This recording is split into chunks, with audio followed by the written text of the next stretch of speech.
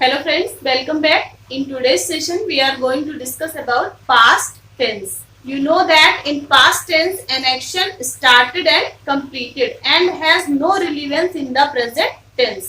Present tense का कोई effect नहीं होता, कोई भी इंसिडेंट या कोई इवेंट होता है वो पास्ट में ही स्टार्ट हुआ होता है और पास्ट में खत्म हो जाता है। आप जानते हैं कि जो पास्ट टेंस है इसको हम लोग 4 भागों में बांटते हैं, तो इसके 4 सब डिविजन्स हो गए। तो हम लोग पहला देख लेते हैं। जो पहला है हमारा उसको हम लोग सिंपल पास्ट कहते हैं। इसके बाद सेकेंड देखते हैं, इसको हम लोग पास्ट कॉन्टिन्यूअस। इसके बाद थर्ड देखते हैं, ये हमारा पास्ट परफेक्ट हो जाएगा।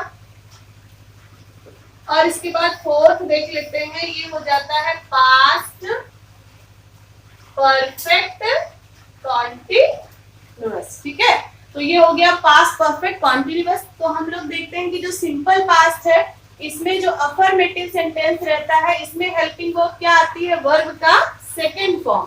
अगर इसी का निगेटिव या इंट्रोगेटिव दे दिया जाए तो इसमें हम लोग डिड लगाते हैं और निगेटिव होता है तो नॉट लगा देते हैं। इसके बाद देखते हैं पास्ट कॉन्टिन्यूअस, इसमें क्या आता है, वॉज या वर।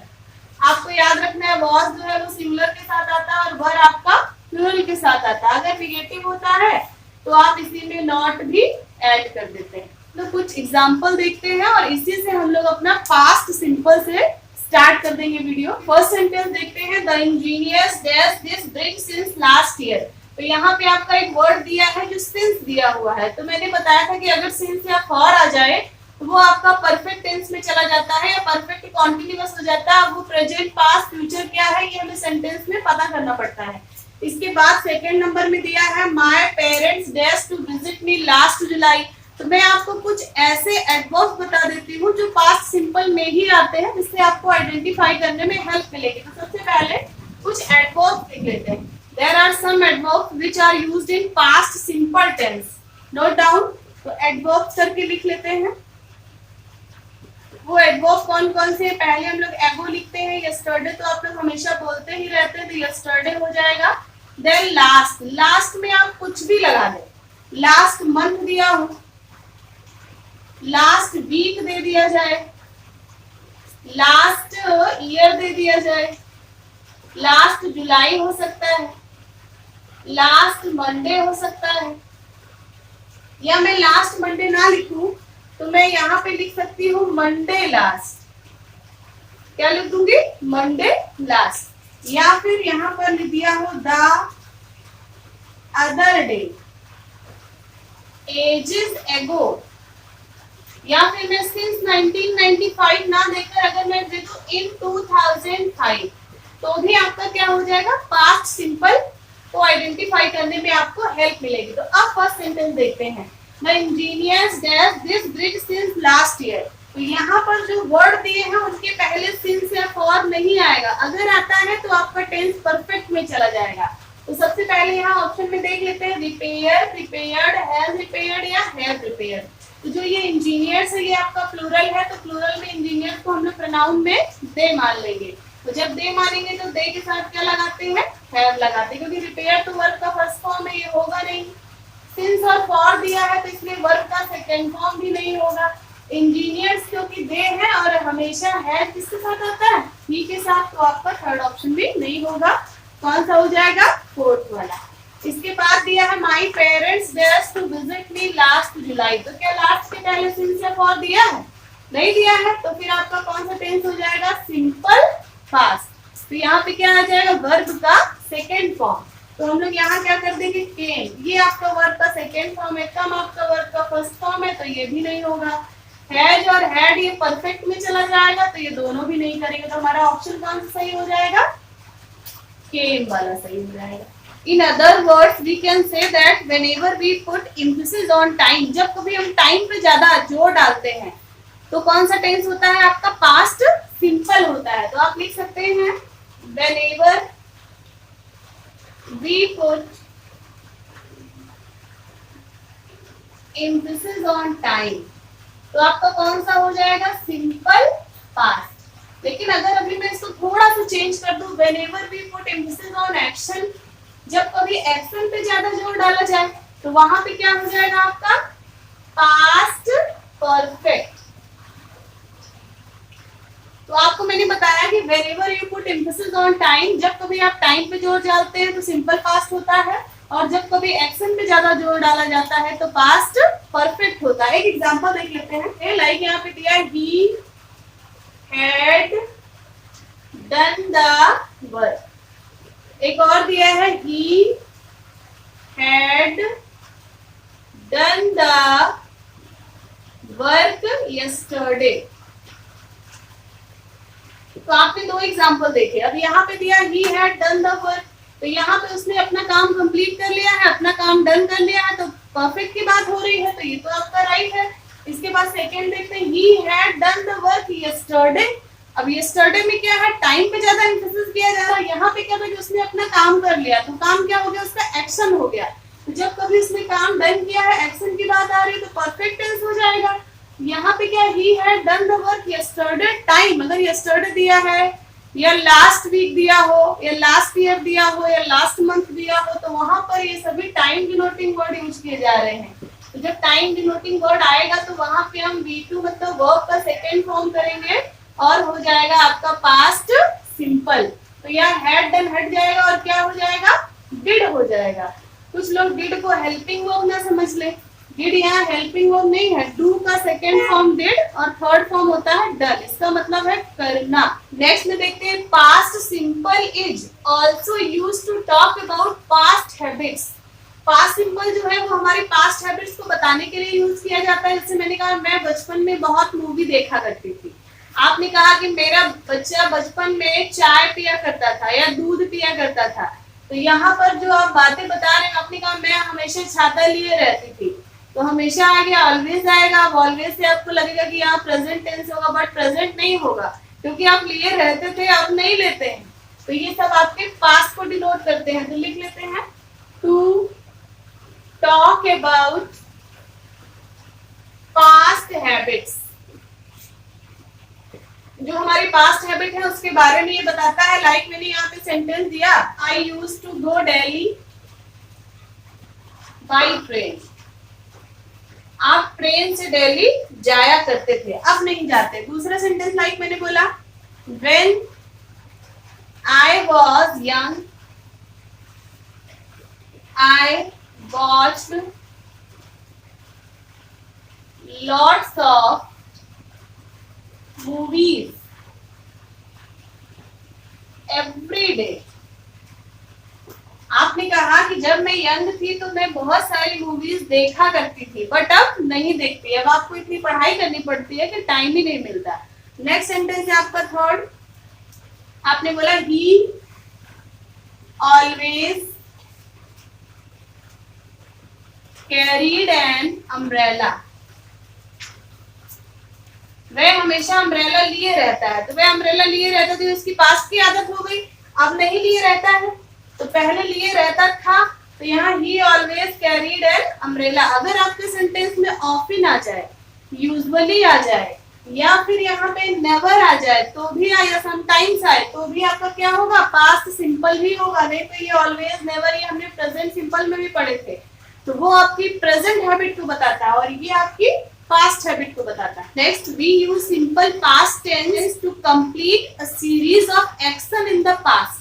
सीरीज ऑफ एक्शन क्या हो गया, मैंने कहा वह आया, बैठा और मुझसे बात की। तो ये जो तीनों चीजें हैं किसमें रहेंगी, पास्ट में ही रहेंगे। लिख देती हूँ यहाँ पे, series of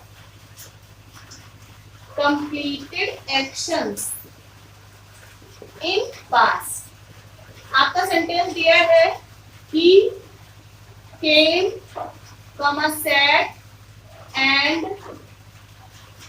talked to me। मैंने कहा वह आया, बैठा और मुझसे बात की। तो ये तीनों चीजें किसमें रहेंगी, पास्ट में ही रहेंगी। अगर आपने ऐसे कर दिया he came, sit and talked to me, तो आपका रॉन्ग हो जाएगा, क्योंकि एक सीरीज में चल रहा है और सीरीज किसमें है, पास्ट सिंपल में, तो आपको पास्ट में ही रखना पड़ेगा। तो यहाँ सिट का सेकेंड फॉर्म सेट हो जाएगा। एक और एग्जांपल देखते हैं, like he arrived from the airport at 8। मैंने कहा कि मैं 8 बजे एयरपोर्ट से आया, checked into the hotel, checked into the hotel at 9 and met the others at 10। तो यहाँ पे देखिए तीनों चीजें हैं, किसमें है, पास्ट में। पहला क्या, ही अराइव्ड फ्रॉम द एयरपोर्ट में कितने बजे आया, 8 बजे। इसके बाद उसने चेक कब किया होटल से, तो ये है आपका 9 पे, तो ये भी आपका पास्ट सिंपल में है। इसके बाद मिला कितने बजे, 10 बजे। तो यहाँ मीट का सेकेंड फॉर्म मेट दिया है, तो ये भी किसमें है, पास्ट में है। अब जो हम लोग पढ़ने जा रहे हैं मोस्ट इम्पॉर्टेंट है, और यहाँ से ही एरर आपकी बनती है, जो क्या है, अनरियल पास्ट को दिखाता है। हम बात कर रहे हैं अनरियल पास्ट के बारे में। अनरियल पास्ट को हम लोग कंडीशनल सेंटेंस में भी आगे अच्छे से पढ़ेंगे। फिलहाल कुछ ऐसे वर्ड्स होते हैं जो सेंटेंस में आ जाते हैं और ये दिखाते हैं कि कोई काम जो हमने सोचा लेकिन वो कंप्लीट नहीं हुआ। तो जो चीज आपने सोची वो पास्ट में ही कैंसिल हो गई, तो जब कैंसिल हो गई तो वो अनरियल पास्ट हो गया। अगर हो जाता तो वो प्रेजेंट में आ जाता। तो वो वर्ड्स कौन कौन से हम देख लेते हैं। लाइक अगर आपके सेंटेंस में एज इफ आ जाए, या एज दो आ जाए, या फिर इफ ओनली, या इफ, या फिर आई वुड दैट, अगर इनमें से कुछ भी आ जाता है तो आपका सेंटेंस क्या हो जाता है, पास्ट सिंपल हो जाता है। दो कंडीशंस होती है, दोनों कंडीशन हम लोग देख लेते हैं। लाइक आपका सेंटेंस जो है वो इफ से स्टार्ट हुआ है या इफ ओनली से स्टार्ट हुआ है। तो जो ये आपका इफ ओनली या इफ से स्टार्ट हुआ है, तो जो इसके साथ वाला सेंटेंस है उसमें आप या तो वर्ब लगा सकते हैं या फिर वर्ब का सेकेंड फॉर्म। तो इसको हम लोग नाम दे देते हैं प्रिंसिपल क्लॉज। इसके बाद कॉमा आएगा और जो इसके बाद वाला सेंटेंस उसको हम लोग नाम दे देते हैं सबऑर्डिनेट क्लॉज। तो यहाँ पर यही एक, इसीलिए इसको कंडीशनल कहते हैं, क्योंकि जो सबऑर्डिनेट आता है वहां पर हमेशा वुड प्लस वर्ब का फर्स्ट फॉर्म आता है। लाइक आपने बोला if I dash the PM of America, comma I dash solve the problem of Kashmir. यहाँ पर इंडिया में कश्मीर एक बड़ा मुद्दा है, अगर अमेरिका हेल्प करे तो वो हमारी प्रॉब्लम सॉल्व हो सकती है, ऐसा हम मानते हैं। तो यहाँ पे क्या दिया, if I dash the PM of America.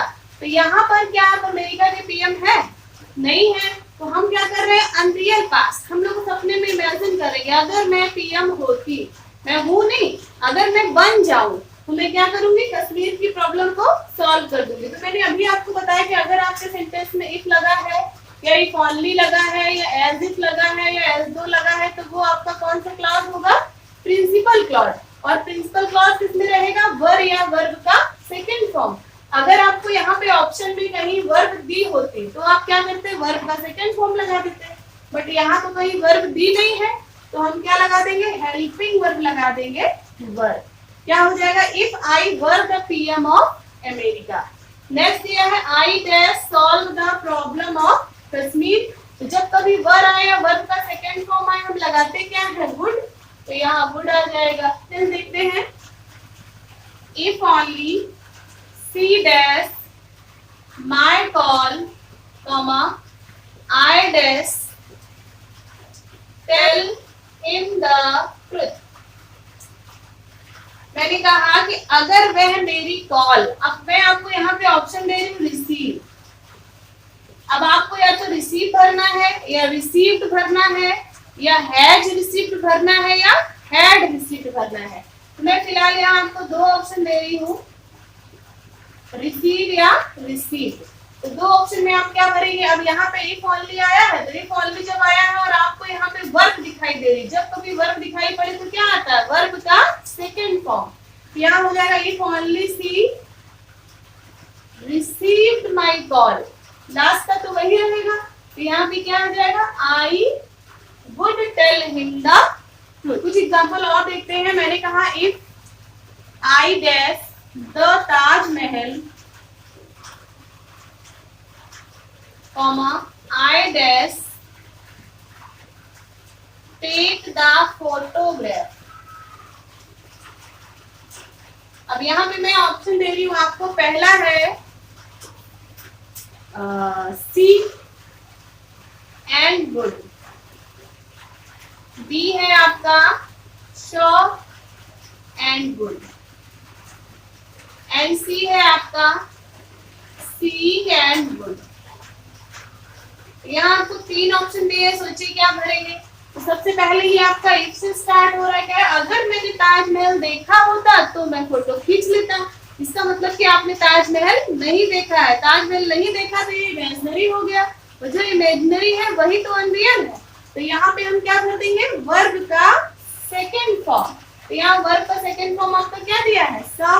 तो यहाँ सा आ जाएगा। If I saw the Taj I would take the photograph. Next देखते हैं एज इफ और एज डू का एग्जांपल देख लेते हैं। मैंने कहा शी बिहेव्स एज इफ, मैंने कहा वह ऐसे बिहेव करती है। तो ये जो शी बिहेव्स है ये हमारा प्रेजेंट सिंपल में है, बट हमारा सेंटेंस कहाँ से स्टार्ट हो रहा है, कंडीशनल एज इफ से। मैंने आपको बताया कि एज इफ के साथ वाला सेंटेंस जो है उसमें आप वर या वर्ब का सेकेंड फॉर्म लगाएंगे। तो यहाँ के इसके बाद जो आएगा वो आपका किसमें रहेगा, पास्ट सिंपल में। She behaves as if she that the landlady of this house. तो मैंने आपको बोला कि वह ऐसे व्यवहार करती है जैसे वह इस मकान की लैंड लेडी हो, मकान मालकिन हो। तो आपको एक ऑप्शन मैंने इस दे दिया, बी आपका एम है, सी आपका आर है और डी आपका वर है। या हम लोग यहाँ से एम को हटा के इसको वॉज कर देते हैं। अब कुछ लोग क्या करेंगे, कंडीशनल में बोले अच्छा सी के साथ वर नहीं आता है, बट कंडीशनल है, यहाँ पर सिर्फ वर ही आता है। तो वर आएगा या वर्ब का सेकेंड फॉर्म आएगा या हेड आएगा।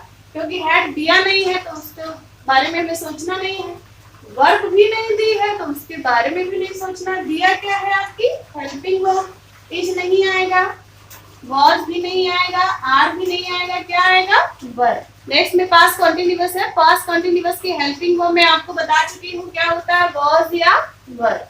और वॉज वर्ब के साथ आता क्या है, वर्ब का आईएनजी फॉर्म। किसमें आता है, पास्ट कॉन्टिन्यूअस में।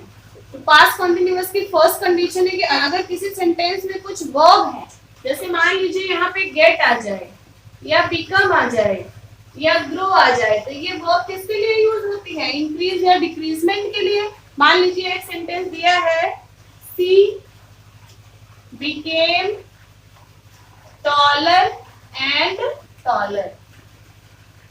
तो यहाँ पे डॉलर एंड डॉलर दिया है कि वह लंबी और लंबी हो गई। तो यहाँ पे ये काम तो पास्ट में हो चुका है। तो यहाँ पे लेकिन जब कभी भी ग्रेजुअली इंक्रीजमेंट होता है, कोई चीज धीरे धीरे बढ़ या घट रही होती है, तो वहां पर टेंस हमेशा कॉन्टिन्यूअस होता है। बट यहाँ पे पास्ट की बात की गई है, तो जब पास्ट की बात की गई है तो पास्ट में हेल्पिंग वर्ब क्या आती है, वॉज या वर्ब प्लस वर्ब का आईएनजी फॉर्म। तो यहाँ क्या हो जाएगा, सी was becoming taller and taller। जैसे हमने कहा कि तुम बूढ़े और बूढ़े हो रहे हो, तो क्या बोलेंगे, you are getting older and older। अब आपके एग्जाम में इधर क्या आ जाती है, you are getting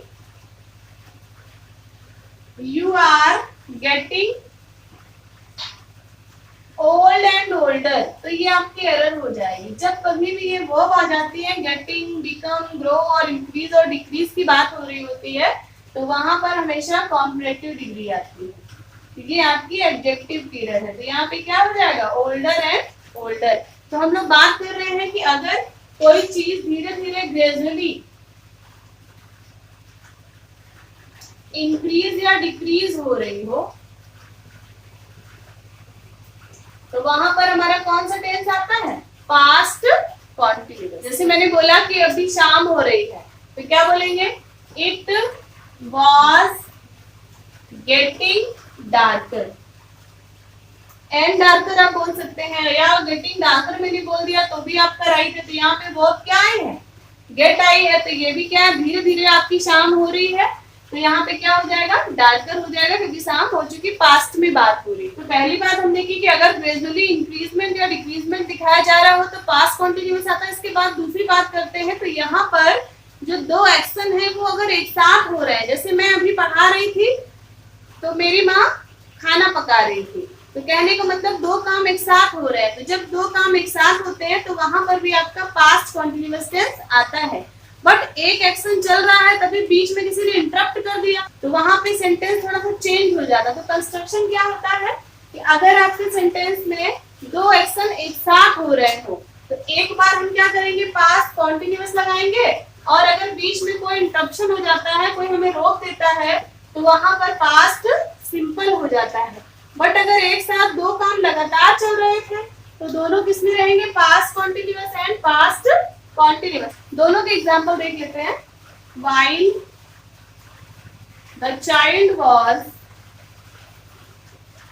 weeping the mother was washing the cloth.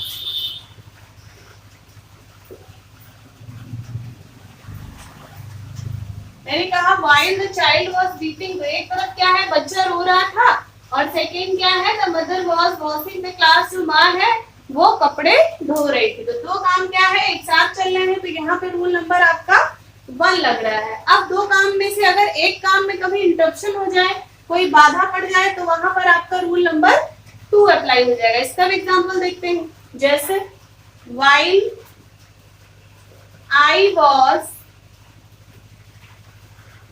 washing the clothes,